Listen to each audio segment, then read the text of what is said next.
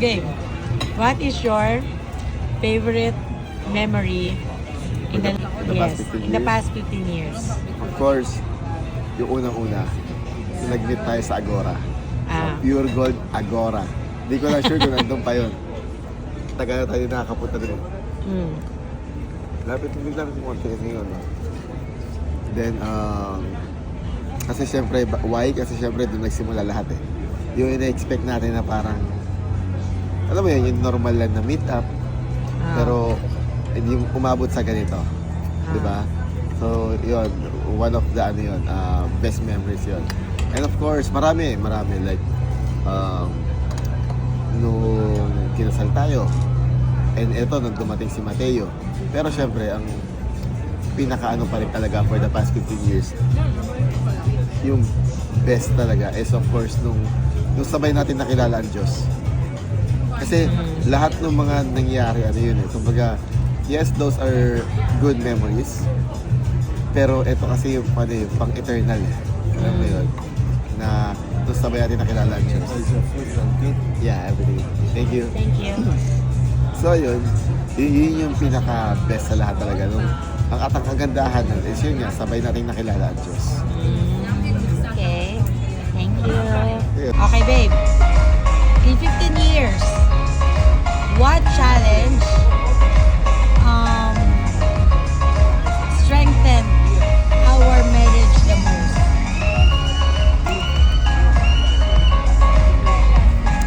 Our marriage. Siguro, Our marriage. well, kung yun ang pinag-uusapan natin is, which is yun naman talaga. Siguro yung babe, nung nag-LDR tayo for a year. Kasi, kung titignan mo yung mga dati natin, yung mga past challenges na pinagdaan natin, ano lang siya yun yung mga usual na, alam mo yun, na issues ng mag-boyfriend, girlfriend, ganyan, or yung naging mag-asawa tayo. Yung mga usual na mga usual na mga challenges na, alam mo yun.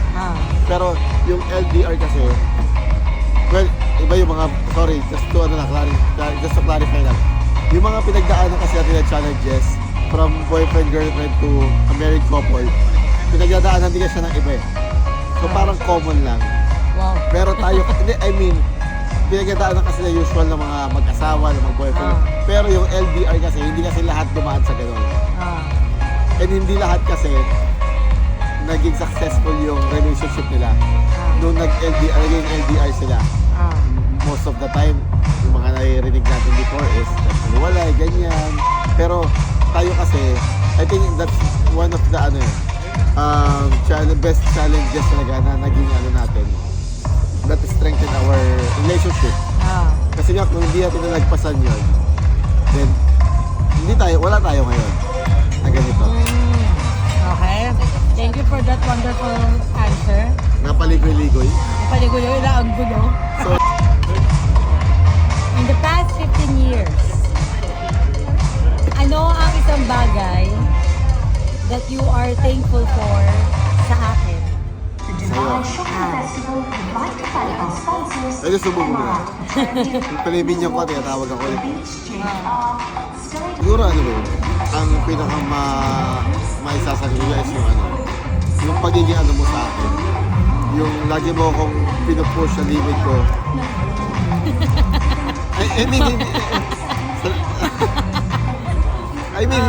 Hindi lang sa negative ways. Yung pinupush mo yung limit ko. Hindi lang yun. Pinupush mo ako to become a better person lagi. Pinupush mo ako sa pag-aaral ko, sa work, sa iba't ibang bagay. For me to... Minsan nakakairita din. Pwede i-cut. Pero yun nga, pinupush mo ako sa limit ko to become a better person. Minsan, hindi sa better person to become monster. Pero yun nga, yun yung isa sa mga gusto ko na ginagawa mo sa akin. From the very beginning ng relationship natin, hanggang ngayon, consistent ka sa mga ganung bagay. Which is maganda naman kasi yun nga kasi kung ako lang, hindi rin ako basta ma-motivate eh. Kumbaga, it helped na ma-motivate ako sa iba't ibang bagay dahil yung mga ginagawa ko. Ayun. Okay, thank you. what is one thing na tinatawanan mo pa rin hanggang ngayon? Or something na kapag naalala mo, you smile or natatawa ka in our 15 years together? Siguro na nag-bike tayo. Nagba- Okay. Please elaborate. Okay, guys. Expound. Na si Jaja kasi, nung nag-bike kami one time sa Kite Beach. Ano siya doon? Small accident lang naman. Na-disgrasya siya doon. Ah, Kasi ganito yun. So approaching kami sa ano, parang maliit na downhill, parang downhill lang siya. Sobrang liit lang, sobrang iksi. Tapos sa dulo nun, parang may railing. Naharang yun. Kasi yung ano nun, yung kasunod nun is ano na eh. Yung kanal, yung Dubai Okay. Canal. So, sinabihan ko siya before kami dumating dun sa pababa na yun. Sinabihan ko siya na, I told her na na mag-slow down ka pag malapit ka na pababa. Okay. Aba, ang ate mo. Kailangan pala mag-i-specific ako na pinduti, na alam mo yun, na I-brake. i-squeeze niya yung brake. Kasi akala niya siguro, pag inisip niyang babagal siya, babagal na yung bike. Ang ate mo, inisip lang na babagal siya. And Siyempre, just to, in my defense, kasi, napanood ko yung video na nung mga babaeng na disgrasya nga dun sa pababa. Trip, okay. So, ang idea ko is kailangan tuloy-tuloy lang, walang break-break. Kasi nga pababa. Kaso, ano bang understanding mo sa sinabi ko na mag-slow down ka dun sa pababa? Hindi ko na na-blackout na. Akala niya ata pag So, ang ending, subsob. ending, ayun, trinay niya kung mas matigas siya dun sa bakal. Ayun, napatunayan niya na, mas matigas yung bakal. Okay. Okay, another question. Okay. What's one thing that you love most about us? Oh, alam mo talaga. Parang ang hirap na parang wala Miss You Do. Siguro eto, yung ganito. Na, kahit na andiyan na si Mateo, or kahit nung wala pa si Mateo, hindi nawawala sa atin yung ganito.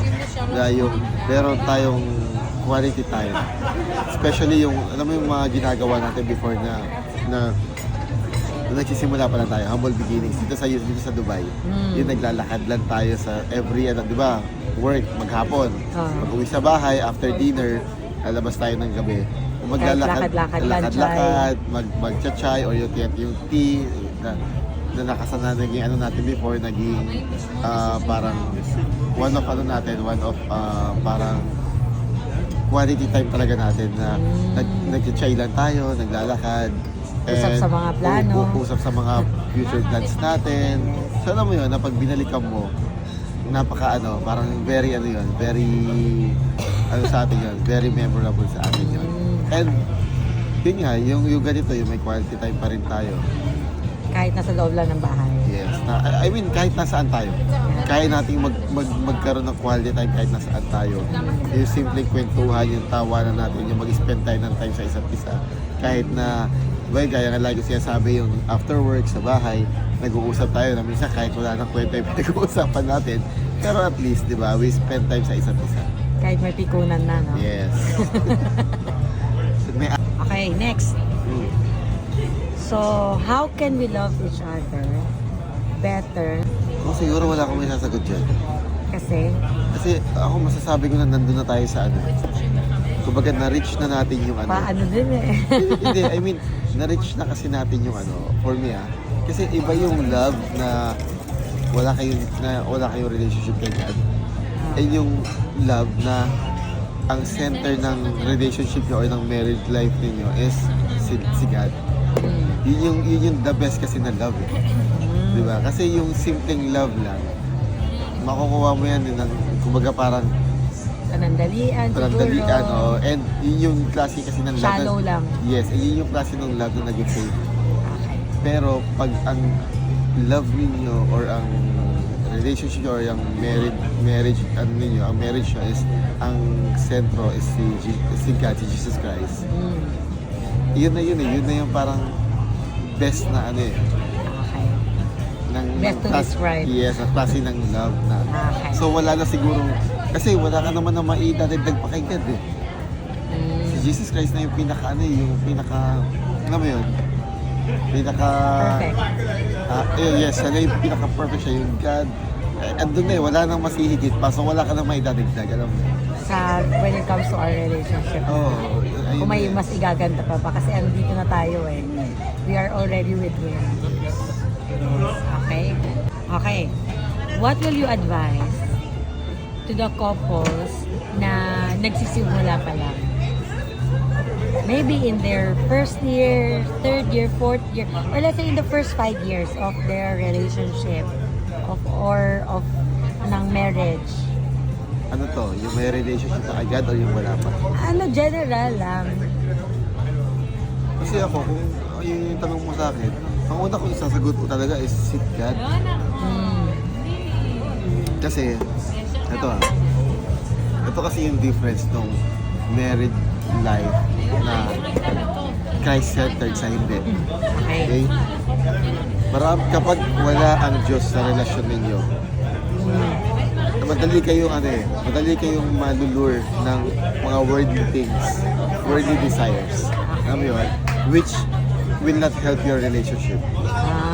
It might break your relationship or it might point you into something else na hindi makakabuti sa inyo.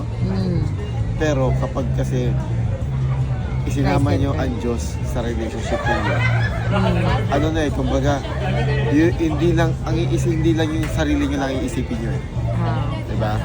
Kumbaga, you will, always,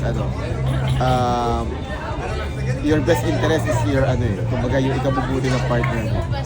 And of course, sa mga nagsisimula pa lang, marami kasing mga bagay na okay lang sa mundo na hindi okay sa Diyos. Alam mo yun? So, di ba, pangit kasi kung kumbaga parang ang hirap kung mag-stay ka lang sa nakasanayan. Alam mo yun? Sa kung ano yung okay sa mundo. Which is, hindi Kung ano naman... yung tinuro ng mundo. Yes, which is hindi naman dapat sila yung piniplease natin. Dapat ang piniplease natin is si God. So, yun siguro yung pinakauna kong may advice sa inyo na sa mga nagsisimula pa lang. Talagang, put God in the center of your, of your life, of your married life. Okay. What is one Bible verse na you can apply in our marriage today or in our relationship? Well, yung Matthew 6:33 yung kasi yung talagang life verse talaga natin na yun nga, di ba? Matthew 6, chapter 6 verse 33 na seek first His kingdom and His righteousness. Diba? Seek God's kingdom and His righteousness and all these things will be added into you, diba? To you. So, yun siguro yung life verse kasi natin. And isa sa mga nagugustuhan ko rin na verse kayo is Mark 10:9. Okay. Mark chapter 10 verse 9. Sabi. Therefore, what God has joined together, let no one separate.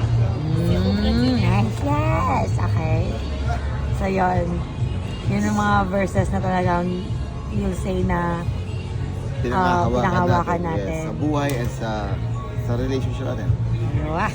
Okay. Okay, sa ating last Question. Q&A. Ano naman ang looking forward ka in the next 5 years? Pwede bang in the next 2 years? Sige, in the years to come.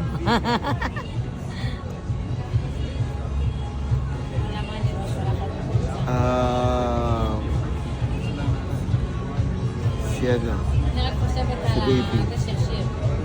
Si Baby. Ano si Baby? Si Baby Ano na? Tatiana? Tatiana? Yeah. Hindi pa sure yun, Baby Tatiana. I mean the name. But a baby girl. Yes, a baby girl.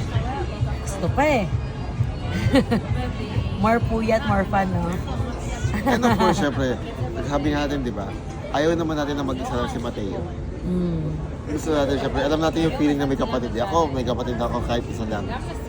Alam ko yung pakiramdam may kapatid. Kayo, marami kayo, 5 kayo magkakapatid.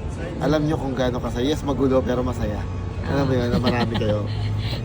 And iba kasi yung may kasama ka sa buhay. Kasi ano yan eh, kumbaga, sa buong buhay mo kasi, kapatid mo ang pinakamagiging ano mo yun, parang sanggang dikit mo yan, ano man ang mangyari.